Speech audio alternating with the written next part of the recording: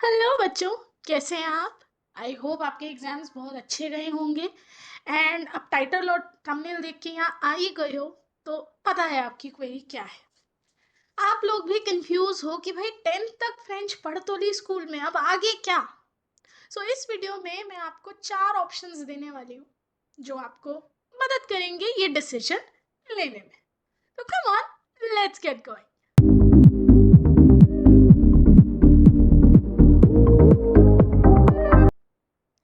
हाँ जी। सो इस वीडियो में क्या क्या कवर करने वाली हूँ मैं, सबसे पहले हम समझेंगे one by one breakdown her option का जो मैं आज आपको दूंगी। साथ साथ उसके प्रोज एंड कॉन्स भी समझाऊंगी, उसके क्या फायदे क्या नुकसान। दूसरा, मैं अपनी पर्सनल जर्नी आपके साथ शेयर करूंगी कि मैंने क्या किया था क्लास 10th के बाद अपनी लैंग्वेज लर्निंग जर्नी कंटिन्यू रखने के लिए। एंड तीसरा, कोशिश करूंगी आपके कुछ कॉमन सवालों का जवाब देने का। ठीक है, तो शुरू करते हैं आपके ऑप्शन नंबर 1 से। ऑप्शन नंबर 1 जो मेजॉरिटी पॉपुलेशन पिक करती है आफ्टर 10th, डेड एंड। छोड़ देते हैं फ्रेंच सीखना। मतलब if you don't enjoy French या आपको लगता है आपका कोई फ्यूचर नहीं है उसमें, तब it makes sense, you can let it go. But क्या वो एक्चुअली आपके लिए सही चॉइस है? मतलब 10th तक वो हसल भी की, एक नई लैंग्वेज भी सीखी, आसानी से इंग्लिश हिंदी कर सकते थे, बट फिर भी फ्रेंच करी सिर्फ नंबर लाने के लिए, एक अच्छी मार्कशीट बनाने के लिए? अगर हाँ, तो ऑप्शन 1 आपके लिए छोड़ दो। बट अगर लगता है कि थोड़ा बहुत भी स्कोप है या थोड़ा बहुत भी इंटरेस्ट है, तो एक बार जरा इसके प्रोज और कॉन्स समझ लो। फायदे क्या है आपके केस में? भाई प्रेशर नहीं होगा, 11th 12th में कोई एक्स्ट्रा सब्जेक्ट नहीं, कोई एक्स्ट्रा झंझट नहीं, और ज्यादा टाइम दे सकते हो अपने दूसरे इंटरेस्ट को। राइट, जबरदस्ती कोई नहीं है। बट नुकसान क्या है यहाँ तक फ्रेंच सीखने के बाद भी छोड़ देने का? पहला, भूल जाओगे जो सब सीखा। ठीक है, एक लैंग्वेज आना अपने आप में एक बहुत बड़ा स्किल है, पर अगर उस लैंग्वेज को कंटिन्यू नहीं करोगे सीखना तो वो स्किल भी फेड हो जाएगा। एंड दूसरा, अपॉर्चुनिटीज इन द फ्यूचर वो कम हो जाएंगी। मतलब एडवांटेज है ना आपको फ्रेंच आने का, तो उसका फायदा उठाओ। अब बाहर जब निकलोगे स्कूल से, जॉब्स के लिए अप्लाई करोगे, 2 कैंडिडेट्स हैं एम्प्लॉयर के आगे, एक को फ्रेंच आती है एक को नहीं, बाकी सब सेम है। ऑब्वियसली लैंग्वेज वाला थोड़ा एज पे रहेगा ना, उसे प्रेफरेंस मिलेगी। So just think it through. Okay, इसी के बाद आती हूँ मैं आपके ऑप्शन नंबर 2 पे। ऑप्शन नंबर 2 क्या कहता है? भाई सेल्फ लर्निंग कंटिन्यू रखो, क्या हुआ स्कूल में अगर फ्रेंच नहीं है तो खुद से तो सीख सकते हो। कोई प्राइवेट कोचिंग ज्वाइन कर लो, इंस्टीट्यूट ज्वाइन कर लो, आप ऑनलाइन या ऑफलाइन क्लासेस लेते रहो, एप्स का हेल्प ले लो, या किसी ट्यूटर के साथ रेगुलर प्रैक्टिस करो फ्रेंच की। फॉर एग्जाम्पल, आप डुओलिंगो इंस्टॉल कर लो अपने मोबाइल में, सबसे इजी और सबसे कन्वीनियंट तरीका है एक लैंग्वेज का फ्लो बनाए रखने का। टीवी सैंक मोन करके एक चैनल है, उस पर रेगुलरली वीडियोस देखो। अलियांस फ्रांसेस जो इंडो फ्रेंच कल्चरल सेंटर है, वहाँ के कोर्सेज में इनरोल कर लो, वहाँ जाके लैंग्वेज सीखो, एक अलग ही एक्सपोजर मिलता है यार। सो ये ऑप्शन पिक करने के फायदे क्या है? एक तो फ्लेक्सिबल रहेगा आपका स्केड्यूल। भाई स्कूल में तो प्रेशर होता है, इतने टाइम में इतना सिलेबस कंप्लीट करना है और फिर एग्जाम में नंबर लाने हैं। अब वो प्रेशर नहीं है, तो अपनी कन्वीनियंस के हिसाब से, अपने टाइम के हिसाब से आप सीख सकते हो वो चीज़। एंड दूसरा, कोई एकेडमिक प्रेशर नहीं है पास या फेल होने का। राइट, बट अगर ये ऑप्शन चुनते हो तो कॉन्स भी हैं भाई। कॉन्स क्या है? सेल्फ डिसिप्लिन चाहिए। हाँ, शुरू शुरू में तो फ्लो फ्लो में डोलिंगो भी डाल लिया फोन में, टीवी सैंकमोन भी देखना शुरू कर दिया, 1 2 हफ्ते बाद सब गोल हो जाता है। ठीक है। एंड दूसरा, अगर कहीं कोर्सेज में इनरोल करने का सोचोगे तो ध्यान रखना, इट कैन बी एक्सपेंसिव। मतलब लैंग्वेज कोर्सेज नहीं होते cheap, I will not say that. तो अपना रिसर्च करना, क्या आपके लिए सबसे कॉस्ट इफेक्टिव और सबसे एफिशिएंट तरीका है अपने स्किल्स को बिल्डअप करने का, वो देखना। ओके, अब मैं आती हूँ ऑप्शन नंबर 3 पे। ऑप्शन नंबर 3 क्या है बच्चों? डेल्फ A1 या A2 जूनियर लेवल एग्जाम, उसके लिए प्रिपेयर करो। नाउ फॉर ऑल दोस्त जिन्हें पता ही नहीं है डेल्फ होता क्या है, delve is a diploma in the French language. Okay, कि ये एक सर्टिफिकेशन है कि आपको वो लैंग्वेज आती है, और ये एक ग्लोबली रिकग्नाइज्ड सर्टिफिकेशन। सो इससे आपके रिज्यूमेस पे और आपके करियर ऑप्शंस या फ्यूचर हायर स्टडीज ऑप्शन में बहुत अच्छा इम्पैक्ट पड़ता है कि भाई आपके पास एक ग्लोबल सर्टिफिकेशन है कि आपने वो लैंग्वेज सीखी है। पर क्या आपके लिए डेल्फ करना इस पॉइंट पे सही ऑप्शन है या नहीं, वो समझते हैं। कैसे? भाई आप विजिट करिए अलियांस फ्रांसेस की वेबसाइट पे, आप जिस भी स्टेट के हैं, ये मैंने अलियांस फ्रांसेस de दिल्ली की वेबसाइट का स्क्रीनशॉट यहाँ लगाया है, एंड वहाँ पे डेल्फ और डेल्फ एग्जाम्स के बारे में आपको कंप्लीट इन्फॉर्मेशन मिल जाएगी। ठीक है, अब डेल्फ और डेल्फ एग्जाम बेसिकली आपकी फ्रेंच लैंग्वेज प्रोफिशिएंसी पे आपको जज करता है। आप एक वर्ल्ड वाइड रिकॉग्नाइज्ड डिप्लोमा है, लाइफ टाइम वैलिडिटी है, कोई एक्सपायरी डेट नहीं है इस सर्टिफिकेशन की।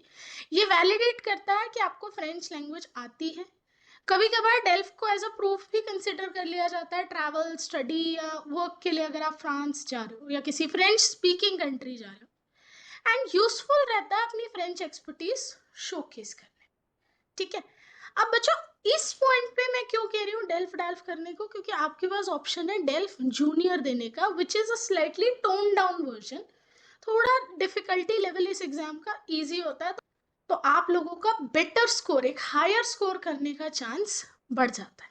ठीक है, डेल्फ जूनियर इसीलिए मैं स्पेसिफिकली आपको रेकमेंड करूंगी, 11 से 17 साल के बच्चे ये एग्जाम दे सकते हैं। दो और तरह के डेल्फ होते हैं, एक डेल्फ डाइल्फ टू पब्लिक, यानी जो 17+ जितने भी लोग हैं वो देते हैं, और उसके अलावा मेरे पीछे छुपा हुआ है delve prim, which is for 7 to 11 year के एज ग्रुप के बच्चों के लिए। सो देख सकते हो आप, एक अच्छा ऑप्शन है। अगर सिर्फ एक डिप्लोमा लेके अपना लैंग्वेज जर्नी को क्लोज करोगे, आई फील वो बेटर है।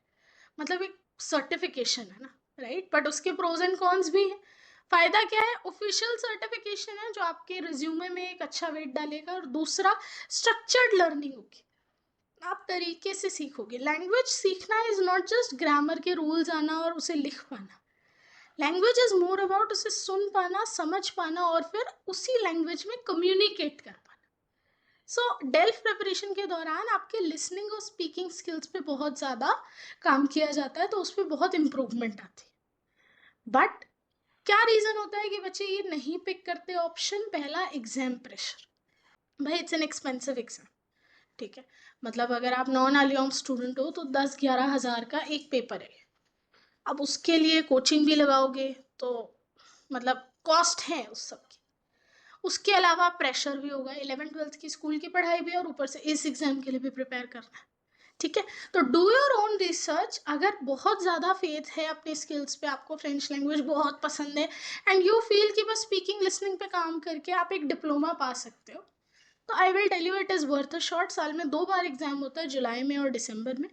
So you can plan it through well, मतलब टाइम है आपके पास सोचने समझने का इसको लेके।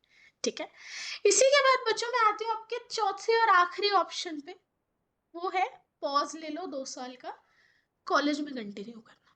ठीक है, ये भी एक ऑप्शन है जो कई बच्चे सोचते हैं कि हम करेंगे। जो ऑप्शन 1 पिक करते हैं, या तो वो बिल्कुल ही छोड़ देते हैं, या फिर वो कहते हैं कि भाई अब 2 साल कुछ नहीं, उसके बाद कॉलेज में देखेंगे। कॉलेज में क्या देखोगे ये भी तो समझ लो। ठीक है, अगर आपको लगता है कि भाई 11th-12th में टू मच हो रहा है लैंग्वेज सीखना, तो आप कॉलेज में पिक कर लो। कैसे? लेकिन आपके पास 2 ऑप्शन है, या तो एक पार्ट टाइम डिप्लोमा या सर्टिफिकेशन कोर्स कर लो, या फिर एक फुल टाइम डिग्री फ्रेंच में। दोनों ही बहुत अच्छे ऑप्शंस हैं जो आप कंसिडर कर सकते हो अगर आपको टाइम चाहिए सोचने के लिए। ऑलराइट, फायदे क्या है इस चीज के कि कोई इमीडिएट प्रेशर नहीं आ रहा आप पे, एंड कॉलेज के कोर्सेज की अवेलेबिलिटी आज के टाइम में पहले से बढ़ गई है। ठीक है, ऑनलाइन भी आजकल तो बहुत ऑप्शंस आपको मिल जाते हैं, लेकिन कॉन्स क्या है, एक तो गैप आ जाता है, भूल जाते हो आप चीजें कि भाई ग्रामर का स्ट्रक्चर क्या था, राइटिंग कैसे थी, तो एकदम से जब 2 साल बाद उसे फिर पिक करते हो थोड़ा टाइम लगता है। And limited availability. अब मैं ये नहीं कहूँगी कि हर शहर में हर यूनिवर्सिटी हर कॉलेज ही कोर्सेज करा रही है, नहीं। आपके कोर्स जो आप परस्यू करना चाह रहे हो आफ्टर 12th, उस जगह या उस जगह के आसपास वो मिलेगा लैंग्वेज सर्टिफिकेशन, नहीं मिलेगा, सो थिंक इट थ्रू। तो ऑनलाइन ही फिर आपका ऑप्शन रह जाएगा। तो देखो आपकी डिसीजन मेकिंग अब मैंने सम अप कर दी, आपको चारों ऑप्शंस दे दिए हैं लैंग्वेज से रिलेटेड।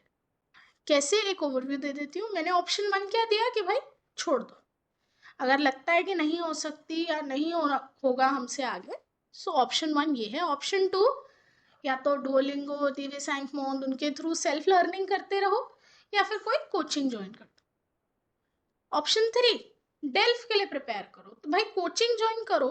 फॉर एग्जाम्पल अगर मैं सेकेंड और थर्ड को कंबाइन भी करूँ, कोचिंग ज्वाइन कर लो फॉर प्रिपरेशन ऑफ डेल्फ। एक स्ट्रक्चर्ड तरीके से डिप्लोमा एग्जाम की तैयारी हो जाएगी और एक डिप्लोमा मिल जाएगा। So why not.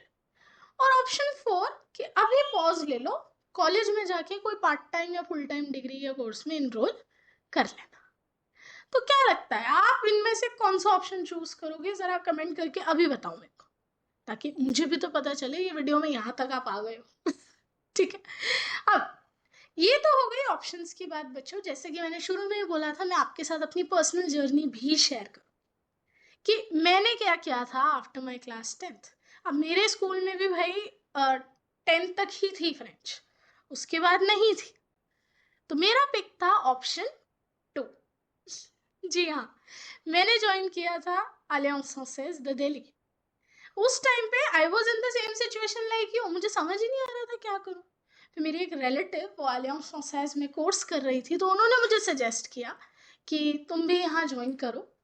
तो उनके कहने पे मैंने थोड़ा रिसर्च किया अबाउट अलियांस फ्रांसेज द दिल्ली। तो मेरे को मेरा मेन पर्पस ये था कि आई डेंट वांट टू लूज जो मैंने सीखा है। मतलब 10th तक इतनी मेहनत करी, इतने स्किल्स डेवलप किए, ग्रामर इतनी स्ट्रॉन्ग की, राइटिंग स्किल्स इतने अच्छे कर लिए, एक लैंग्वेज सीख रही हूँ, कुछ नया, मज़ा आ रहा था। तो मैं नहीं चाहती थी कि वो फ्लो टूटे। तो भाई मैंने क्या किया, वीकेंड बैच ज्वाइन कर लिया एट अलियांस फ्रांसेज। मेरा स्कूल होता था Monday to Friday and Saturday Sunday, वहाँ मैं मॉर्निंग क्लासेस के लिए जाती थी। तो सबसे पहला प्रोसेस मेरा क्या था बच्चों, मैंने ओरिएंटेशन टेस्ट दिया था 10th के बोर्ड एग्जाम कंप्लीट होते ही। वो आई थिंक अप्रैल या मई 2014 में था। यस मुझे सडनली बहुत बूढ़ा फील हो रहा है, बट ओके। तो उस ओरिएंटेशन रिजल्ट के बाद मुझे A1.3 करके एक बैच अलॉट हुआ था। तो मैंने उसमें इनरोल किया एंड दिसंबर 2015 में मैंने दिया था डेल्फ A2 जूनियर। प्रूफ भी लगा रही हूँ, ठीक है। सो हाँ, मैंने अपना डेल्फ एग्जाम दिया था बिकॉज तब तक 12th क्लास चल रही थी एंड फिर मुझे लगा कि अब बोर्ड एग्जाम्स आ रहे हैं तो मुझे एक ब्रेक चाहिएगा, इसीलिए मैंने डेल्फ दे दिया। क्योंकि डेल्फ देने के बाद मेरे पास 6 महीने होते हैं अलियांस में री इनरोल करने के लिए। ओके, सो मैंने वो 6 महीने का गैप लिया, अपने बोर्ड एग्जाम्स अच्छे से दिए एंड फिर B1 लेवल अलियांस फ्रांसेज में री इनरोल किया मैंने अपने बोर्ड एग्जाम्स के बाद। एंड कॉलेज फर्स्ट ईयर के साथ साथ ही मैंने डेल्फ B1 दिया मार्च 2017 में एंड डेल्फ B2 मार्च 2018। तो इस तरह स्कूल में 6th क्लास में शुरू हुई फ्रेंच सीखने की जर्नी खत्म हुई मार्च 2018 में विद डेल्फ B2। ओके, पर हाँ थोड़ा एडिशनल इन्फॉर्मेशन भी दे दूं मैं अपने बारे में। मेरी लैंग्वेज जर्नी सिर्फ फ्रेंच के साथ ख़त्म नहीं हुई। मैंने फ्रेंच सीखी अलियांस फ्रांसेज दिल्ली में। उसके बाद ग्रेजुएशन जब मैं कर रही थी अपनी बीकॉम ऑनर्स, मैंने पार्ट टाइम कोर्स में इनरोल किया in Spanish language at Saint Stephen's college Delhi university, जहाँ मैंने 1 साल का सर्टिफिकेट, 1 साल का डिप्लोमा और 1 साल का एडवांस डिप्लोमा कंप्लीट किया। देन पैंडमिक आ गया। फिर मुझे लगा कि अभी पोस्ट ग्रेजुएशन करनी है, एमकॉम करनी है, तो उसके साथ कुछ तो करते हैं इंटरेस्टिंग। तो मैंने इटालियन का कोर्स सीखा from Istituto Italiano di Cultura, which is the main embassy का cultural centre for Italian language. And वहाँ भी मैंने 2 साल लगा के B1 लैंग्वेज तक इटालियन B1 लेवल तक इटालियन लैंग्वेज सीखी। सो जी हाँ, je parle français, hablo español y parlo italiano. I know 3 foreign languages. So this shows कि how much I love learning languages, right. तो अगर आपको भी लैंग्वेजेस से प्यार है, मैं ये नहीं कह रही बहुत सारी लैंग्वेज सीखो, चाहे एक ही सीखो, but don't stop learning. You can continue at an institute, कोई कंपल्शन नहीं है कि इंस्टीट्यूट में ही करो, पॉज लेके कॉलेज में भी कर सकते हो, but what ever you do अपनी इस मेहनत को वेस्ट मत हो। क्योंकि एक भी लैंग्वेज अगर आपके रिज्यूमे में होंगी, आपके लिए फ्यूचर प्रॉस्पेक्ट्स बहुत ब्राइट हो, अपॉर्चुनिटीज़ बहुत अच्छी होंगी। और जिस कॉम्पिटिटिव वर्ल्ड में हम रह रहे हैं ना, वहाँ अपने रिज्यूमे में कुछ अलग दिखाना एम्प्लॉयर को बहुत ज़रूरी होता है. So language can bring that difference in your resume. ये मेरा पर्सनल रिकमेंडेशन है. ठीक है, तो ये हुई बच्चों मेरी स्टोरी की बात. अब आती हूँ कुछ कॉमन क्वेश्चंस पे. मतलब 2-3 ही डाले हैं मैंने यहाँ, बट बहुत कॉमन डाउट्स होते हैं पेरेंट्स के मन में, बच्चों के मन में. पहला ये कि इज इट टू हार्ड. भाई एक लैंग्वेज सीखना क्या मुश्किल है? जी हाँ. बट क्या इम्पॉसिबल है? जी नहीं. अगर you are interested in something, ठीक है, अगर आप रेगुलरली उस चीज़ को प्रैक्टिस करो तो कोई भी चीज़ मुश्किल नहीं होती. तो लैंग्वेज भी मुश्किल नहीं है. ये एक स्किल है जो धीरे धीरे बिल्ड होता है. रेगुलर प्रैक्टिस के साथ आप और अच्छे होते जाते हो. Is it worth the time, effort and cost involve. Parents का सबसे बड़ा कंसर्न कि मैम कॉस्ट बहुत लगती है इन कोर्सेज में, तो क्या इज इट वर्थ इट. इसको देखो, मैं इतना ही कह सकती हूँ कि consider it like an investment. आज आप इन्वेस्ट करो towards a better future. ROI मिलेगी फ्यूचर में, देर से ही सही, बट मिलेगी ज़रूर. मैं अपने एक्सपीरियंस से इतना ही कह सकती हूँ. एंड फाइनली कि क्या लैंग्वेज में करियर है? जी हाँ, लैंग्वेज में बहुत सारी करियर अपॉर्चुनिटीज़. और एक्चुअली आप लैंग्वेज के कॉम्बिनेशन के साथ किसी भी अपने ड्रीम या गोल को अचीव कर सकते हो. Like you can be a CA who knows French, you can be a commerce graduate who knows Spanish. मतलब I am just giving you an example. आपके लिए आपका करियर होराइजन ब्रॉड हो जाता है अगर आपको लैंग्वेज आती है.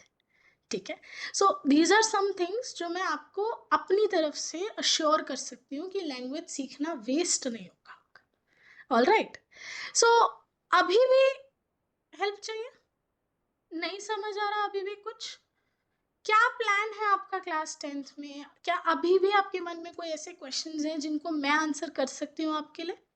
So put them down in the comment section जल्दी से, एंड मैं पर्सनली एक एक कमेंट का रिप्लाई करूँगी. Don't worry. ठीक है, I will try my best to help you and provide you the guidance जो मेरे टाइम पे मैं चाहती थी कि काश कोई मुझे बताए कि क्या होगा, कैसे होगा. बट इतना अवेलेबल नहीं था उस टाइम पे. इंटरनेट पे भी इतनी इन्फॉर्मेशन नहीं थी लैंग्वेज कोर्सेज के बारे में, बट आज है. तो do your own research, put down your queries in the comments down below, and I will try to help you as much as I can. And stay tune for more updates. हाँ, अब इस slide तक आ ही गए हो तो मैं बता दूँ, होली यानी 14 मार्च 2025 मेरे चैनल को ज़रूर रिविजिट करना. कुछ और इम्पॉर्टेंट अपडेट्स लेके आऊँगी फ्रेंच और फ्रेंच के डिप्लोमा एग्जाम से रिलेटेड. ठीक है, सो या that's it for today. All the best for your future. आप जो भी डिसीजन लो सोच समझ के लेना, अच्छे से लेना, एंड लॉन्ग टर्म का प्लान करके लेना. Okay, so that's it for the video today बच्चों. और वाह, बाय बाय.